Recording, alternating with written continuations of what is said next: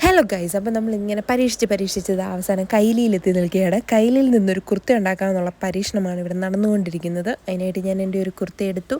അത് കഴിഞ്ഞ് അത് വെച്ചിട്ട് അളവൊക്കെ കട്ട് ചെയ്തെടുത്തിട്ട് നമുക്ക് ടോപ്പ് മാത്രം മാറ്റിയിട്ട് പിന്നെ ബാക്കി നമുക്ക് ഞൊറിവെടുത്ത് ഒരു അംബ്രല്ല കട്ടിങ് ആക്കിയാലോ എന്നൊരു പ്ലാനൊക്കെ ആയിരുന്നു കേട്ടോ. ഏകദേശം ഒരു ഓവൽ ഷേപ്പിലുള്ള നെക്കാണ് ഉദ്ദേശിച്ചിരുന്നത്. പിന്നെ ഇതിനകത്തൊന്നും അധികം വേസ്റ്റ് തുണിയൊന്നും വന്നില്ലെന്നാണ് ഏറ്റവും വലിയ ഹൈലൈറ്റ്. ഞാനത്ര കൊച്ചുകുട്ടിയൊന്നും അല്ലല്ലോ, അപ്പോൾ വേസ്റ്റ് ഒന്നും അധികം വരത്തില്ല. ഉള്ള കയ്യിൽ എല്ലാം യൂസാക്കി കഴിഞ്ഞപ്പോൾ പണി കിട്ടിയത് എവിടെയാണെന്നറിയാമോ?